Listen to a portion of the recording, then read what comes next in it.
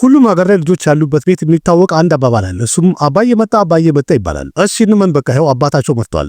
በሉ ዘላችሁ ተጠብጠቡ። እንግዲህ ሁላችሁ ይህ እንግዲህ የቶክሲክ የተለቀቀችውን ቪዲዮ ልደቱን አስመልክቶ የተለቀቀችውን ቪዲዮ ሪቪው የምናቀርበት ፕሮግራም ነው። ይቅርታ እንዲያውም ራያን ነው ያስተዋወቁን በደንብ አይደለ? ወደ እሱ እንግባ እስቲ።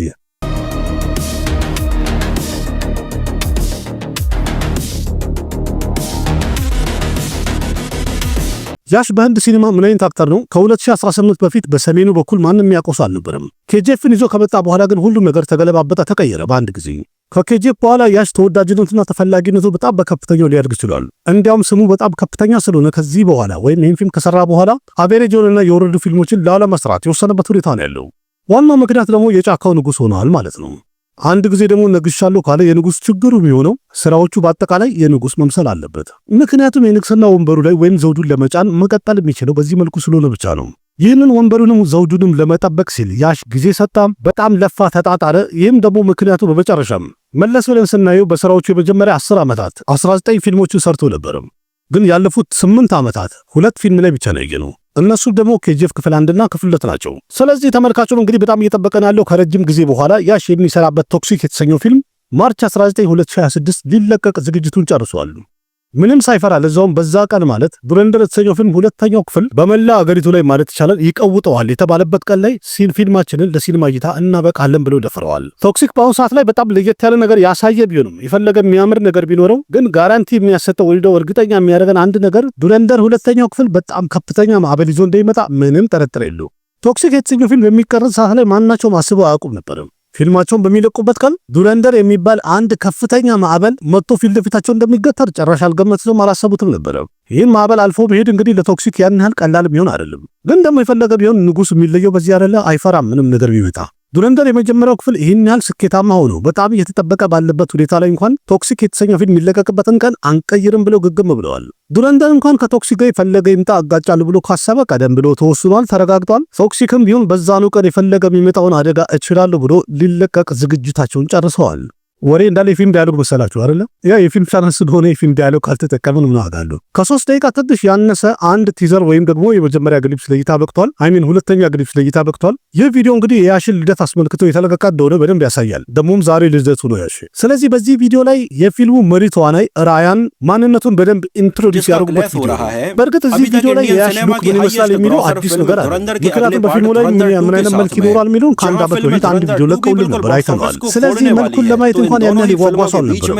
መታየት የተፈለገው ይህ ገጸ ባህሪ ምን አይነት ነው የሚለውን ለማየት በጣም ተመልካቹ ጓጉቶ ነበር። ቀደም ያለ ቪዲዮ ላይ ማፊያ እንደሆነና ዶን እንደሆነ በደንብ አረጋግጦልናል። ግን ምን አይነት ኃይለኛ ዶን ነው የሚለውን ይሄ ኢንትሮዳክሽን ቪዲዮ ያስፈልገበትና የተጠበቀበት ዋና ምክንያት እሱ ነበር። ያው ዶን ከሆነ ደግሞ ሞችስ ኃይለኛ ነው፣ ቫዮለንስ ይኖራል፣ ድምቅ ያሉ አክሽኖች ይኖራሉ፣ በጣም ብዙ ነገር ይጠበቃል። በዛ ላይ ደግሞ ቺካቻዎች እንደሚሆኑ የታወቀ ነው። ዶኖች እንደዚህ እንደሚሆን ለምን ተስፋ ተደርጎበታል፣ ተጠብቋል። የመጀመሪያ ቪዲዮ ላይ ካየነው አቋያ ግን ቺካቻዎች እንደሆነ እንደዚህ በዚህ መልኩ ኢንትሮዲዩስ ያደርጉታል ወይም ያቀርቡታል ብሎ ማንም አልጠበቀም ነበር። በእርግጥ የሳውል ፊልሞች ሁሉም ላይ ማንኛውም ቪዲዮ ሲለቀቅ እንግዲህ ሁላችንም የምንጠብቀውና የምናውቀው ላርጀር ዛን ላይፍ የሆኑ አክሽኖችን ማየታችን የተለመደ ነው። እጅግ በጣም የተጋነኑ አክሽኖች እሱም ይሁን ብለን ያው የሳውዝ አክሽን ፊልሞች እንግዲህ እያመንን ነው እያየን ያለነው እየተቀበልን ነው። የፊልሙ አክተር ወይም የኛ አክተር 100-200 ግለሰቦች እንኳን ቢመጡ በአንድ እጅ አየር ላይ ወለበሏቸዋል የሚለውን አምነን ተቀብለን ነው የምናየው። ግን መኪና ላይ የነበረችው ጨዋታ የህንድ ማህበረሰብ ተመችቶታል ብላችሁ እኔ እንጃ የሆነ ነገር አይፈጠርም። እንደ ኖርማል ፊልም ተመልካችና ኦዲየንስ ስናየው ኖርማል ነው፣ ምንም ችግር የለውም። ማለት የተለመደ ነው። ብዙ ፊልም ላይ የሚታይ ነው። በተለይ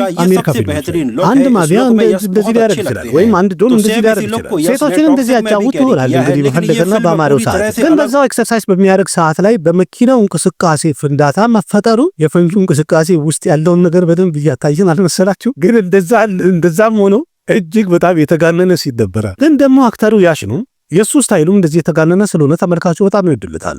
ግን እኔ እንጃ አልጠበቅኩም፣ በዚህ ደረጃ አላሰብኩም ነበረ። ይህን ኦዲየንስ ደግሞ ትንሽ ነገር ላይ የሚንጫጫ ይሄንን ዝም ይላል ብላችሁ ነው። ግን መለስ ብለን ስናየው ኬጂኤፍ ላይ ያሽን ብናየው ወይም የነበረውን ካራክተር ስናየው በወንጀልና በጭካኔ የበዛ ወይም ደግሞ ኃይለኛ የሆነ ዶን ቢሆንም ሁለቱም ፊልም ላይ በፊልሞቹ ላይ ግን አንድም ሲን እንኳን ከቤተሰቡ ጋር ያልታየበት ምንም አይነት ሲን አልነበረም። አንድ ፋሚሊ ኦዲየንስ ከቤተሰብ ጋር ሰብሰብ ብሎ ሲኒማ ገብቶ ሲያየው ምቾት የማይሰጥና የሚጎረብጥ ምንም አይነት ሲን አልነበረበትም ሁለቱም ክፍል ላይ። እንግዲህ ይሄ ነው ዋናው ነጥቡ። የህንድ ኦዲየንስ ደግሞ ፋሚሊ ኦዲየንስ ነውና ይሄ ነገር አሁን ትክክል ነው ትላላችሁ ወይስ አይደለም? እናንተ ምን ትላላችሁ? ይሄ ትክክል ነው ወይስ ተመችቷችኋል? ሴት ማጫወቱ ምናምን ነገር ብቻ አይደለም ዋና ትልቁ ምቾት የማይሰጠው ሁለት ትርጉም እንዲኖሩ አድርገው ያቺ የቦምቧ እንቅስቃሴና ውስጥ ያለውን ነገር ያገናኙበት ነገር በጣም ከበድ ይላል። ምሳሌ ቀደም ብለው ዘፋኞች እንኳን እንደዚህ ሁለት ትርጉም ያላቸውን ወይም ብልግና ነገር የተናገሩበት ሙዚቃ እንኳን በዘፈኑ ሰዓት ላይ በጣም ተቀውጦና ተሰድቦ ነበር።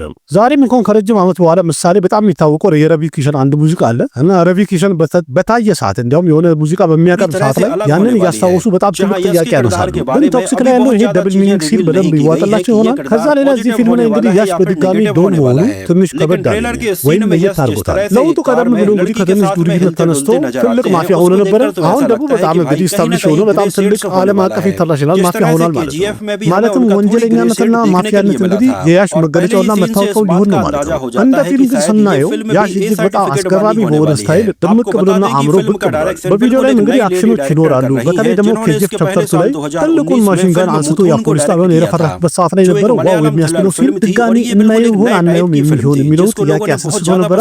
ግን ያንን ትዝታ ወደ ድጋሚ እንድናስታውስ የሚያደርግ አንድ ሲን ጨምረውበታል። በሚያምር ለውጡ በአሁኑ ብቻ በእግሩ ነው የተኮሰው ማለት ጣቱን በመጫንና መሳሪያውን በመጫን መጣው እንዲተኮስ አረገና ጠላቶቹን ረፈረፋቸው። ይህ በሲኒማ ሲታይ እጅግ በጣም የሚያምርና ጽድት ያለ ኮሪዮግራፍ ነው። የፊልሙ ታሪክ በእርግጥ የሚያጠነጥነው ከ1940 ጀምሮ እስከ 1960 ባለው ጊዜ ላይ ተመሰረተ እንደሆነ ተነግሯል። ማለትም ኬጂኤፍ በነበረበት ጊዜ አይነት ማለት ነው በዛ ፔሪድ ላይ። ስለዚህ ሆኖም ሁለቱም እንግዲህ ፒሪየድ ጋንግስተር ድራማ ፊልም ናቸው ማለት ነው። ፊልሙ መሰረት ያደረገው ጎዋ አካባቢ ላይ ነው፣ ህንድ ውስጥ ነው የሚገኘው። ፍቅር፣ ማታለል፣ እምነትን እና ከኢጎ ጋር አንድ ላይ የተያዘ ታሪክና ኢሞሽን ይኖረዋል ተብሎ ተገምቷል።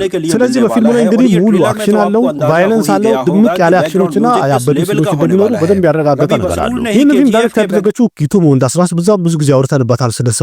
ግን ማናት የሚለው ጥያቄ ደግሞ ካስነሳባችሁ ስለሱ ማውራት አሁን አስፈላጊ ነው መሰለኝ። ምክንያቱም ምን አይነት ፊልም እንደምታዩ ለማወቅ ስለ ዳይሬክተሩ ማወቅ ግድ ይላል። ጊቱ ቀደም ብላ የሞሆንላል ፊልም ላይ ቻይልድ አክተር ሆና ወይም ቻይልድ አክትረስ ሆና ወደ ፊልሙ ዓለም ተቀላቅላ ነበረም። ያም የሞሆንላል ፊልም ነበረም። በፈረንጆቹ በ2009 ፕሮዳክሽን ሃውሳውን ከመክፈቷ በፊት አንድ ሾርት ፊልም ሰራች። ያ ፊልማም ደግሞ ሮተርዳም በሚገኘው ትልቁ ፊልም ፌስቲቫል ላይ በጣም የተደነቀና የተሸለመ ፊልም ሆነ። ህንድ ውስጥ ደግሞ ቤስት ሾርት ፊልም ፊክሽን በሚለው ካታጎሪ ናሽናል አዋርድ ተሸለመችበት። እንዲያም ለረጅም ጊዜ ኬራላ ውስጥ የሚገኘው 12ኛ ክፍል በዚህ አጭር ፊልም በጣም ብዙ ትምህርት ያስተውሉበት ነበረ።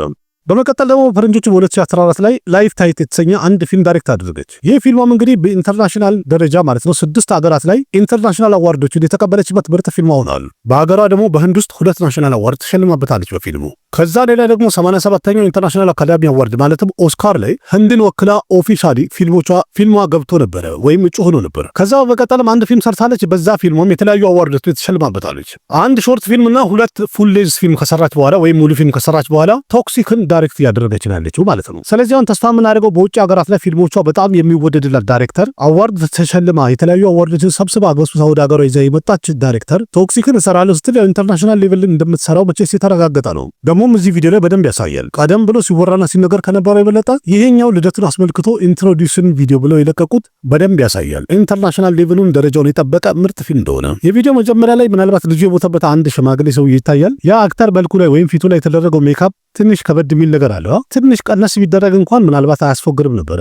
ትንሽ በዛበትና ፌክ እንደሆነ ምናምን በደንብ ያሳያል መሰለኝ። ግን አጭር ሰዓት የታዩ የቪዲዮ ሲኒማቶግራፊ ወይም ከለር ኮሌክሽኑ በጣም የሚያምር ነገር አለው። ረቪ በሱ ደግሞ ሙዚቃውን አቅርቦታል። ከዚህ በፊትም ኬጂኤፍ ሁለቱም ክፍል ላይ ባክግራውንድ ሚውዚክ ወይም ቢጂኤሙን ያቀረበው ግለሰብ ነበረ። አሁንም ያቀረበው ሙዚቃ እጅግ በጣም ያበደና የሚያምር ነው። ከዛ ሌላ እንግዲህ በቀጣይ ደግሞ ሌላ ምን ነገር እናያለን። ትሬለሩ ላይ ምናምን እንግዲህ ገና የምናየው ብዙ ነገር ይኖራል። እንጠብቃለን። እስቲ የሆነ ለየት ያለና ያበደ ነገር እንደሚያሳዩን እርግጠኛ ነኝ። ግን በዚህ ጉዳይ ላይ ደግሞ ህንዶች ምን ይላሉ የሚለውን እንግዲህ በሂደት እያየን እንሄዳለን።